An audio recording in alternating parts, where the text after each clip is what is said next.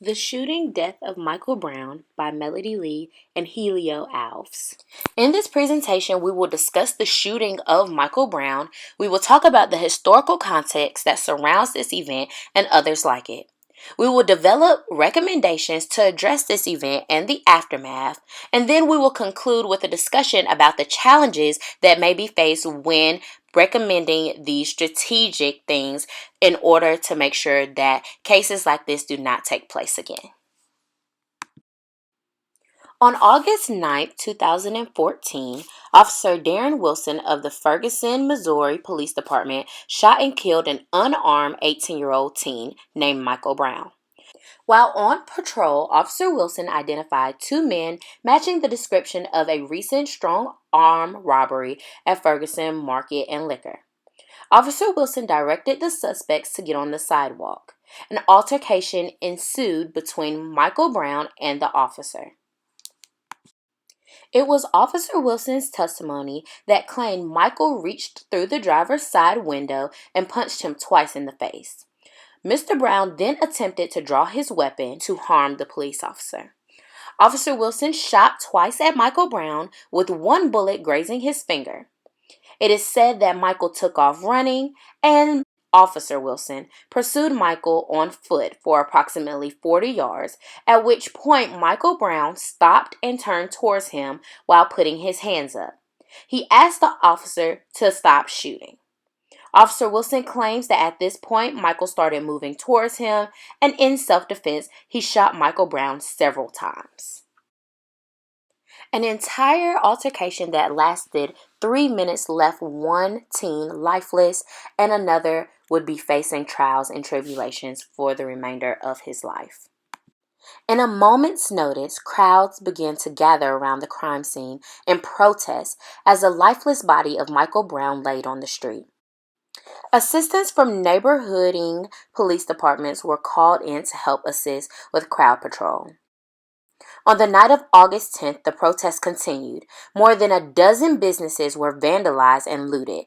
More than 30 people were arrested, and unfortunately, 2 officers were also injured. The hostile protest continued in Ferguson for several weeks. On November 24, 2014, a St. Louis grand jury declined to indict Officer Wilson in the death of Michael Brown. Protests erupted across America with another shooting of an unarmed black teenager shot by a white officer. Racial profiling has been a major issue in minority communities for decades. The patrol of white officers in predominantly black communities have caused tensions as officers pull over and arrest members of these communities at a disproportionate rate. Officers have illustrated that their actions may be unethical, however, they are never held accountable. The protest that followed the shooting of Michael Brown was a built-up frustration of people in these communities that were exhausted with excessive force used by police officers. The lack of accountability for taking black lives was at a disproportionate rate. This must be stopped.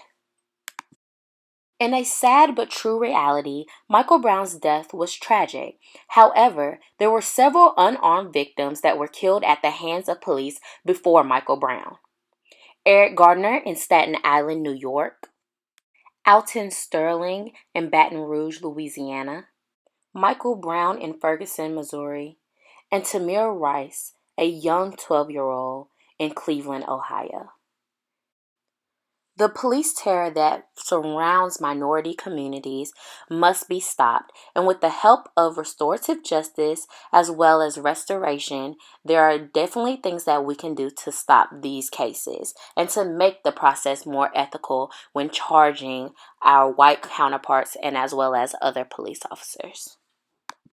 It is the city's responsibility to help repair what is currently broken in the city of Ferguson, Missouri. These are non-negotiables. In order to fix what is broken, we must start by creating a sense of justice. Restorative circles can be used to reestablish peaceful police relationships. Restorative justice circles can create and help meaningful conversations occur. The safety of Ferguson's community is a top priority. Fear must be eliminated towards the groups of citizens who are sworn to serve and protect. Ferguson must ensure that this event will not reoccur. By seeking restorative justice, the city must ensure that the Brown family is provided restitution and the offender, which is the officer, is held accountable.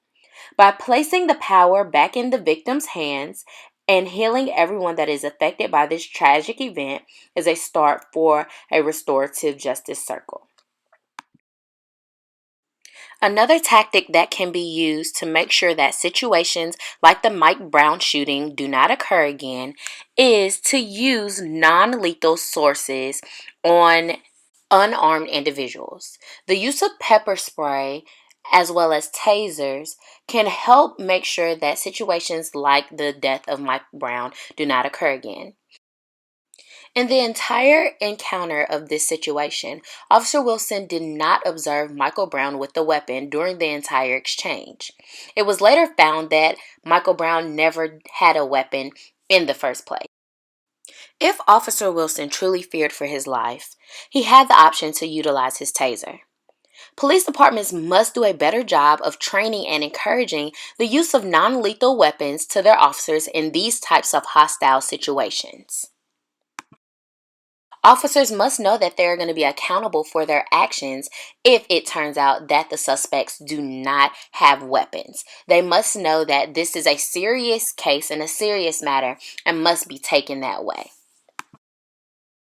Looking at the demographics of Ferguson, Missouri, in contrast to the police force, we saw that in 2014, 67% of the population of Ferguson, Missouri was black and 29% were white. However, of that percentile, 53 officers on the police force, there were only 3 black officers. By recruiting a more diverse department and using a community service initiative as a prerequisite for the police officer applicants, this initiative will serve to help build a sense of community within the police force and the neighborhood that they're patrolling.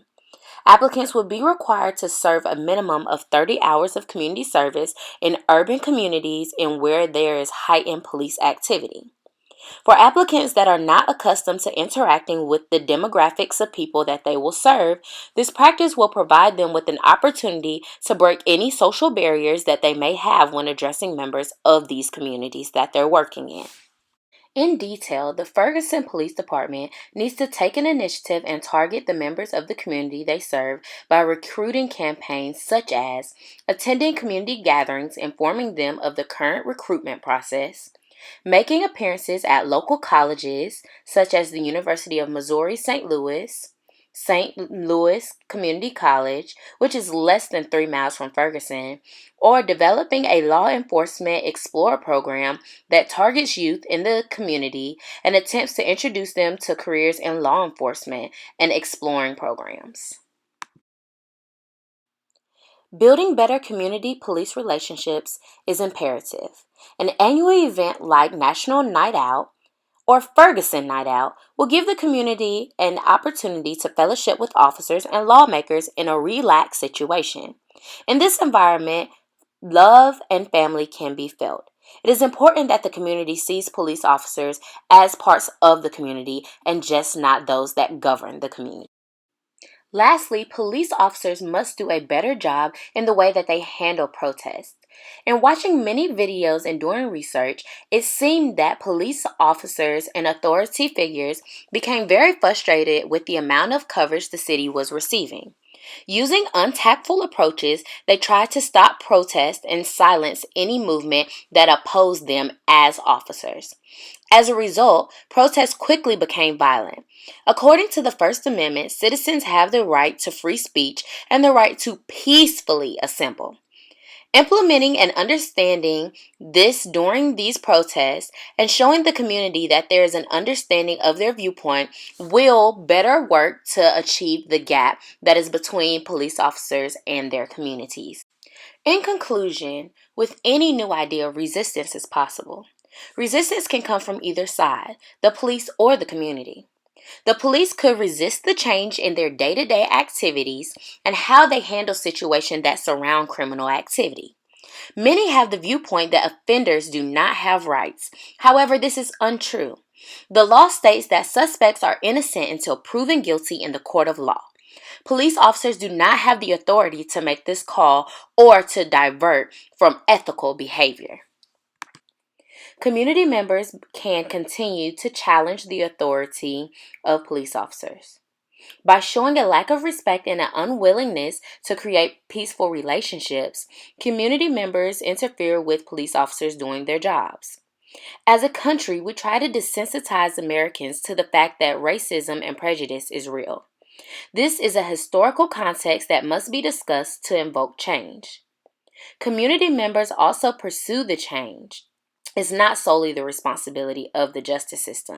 While ensuring that our emotions do not alter the facts of this case, it is important to remember that these protests and this outrage is real. This is a clear buildup of frustrations and emotions that surround the bias in the treatment from our government and the criminal justice system. We have witnessed in years the tragic death of minorities and the indisputable evidence that surrounds these cases, yet nothing is being done. The life of Michael Brown was tragically taken, but has stemmed meaningful conversations about the ethical behavior of the justice system. There must be accountability.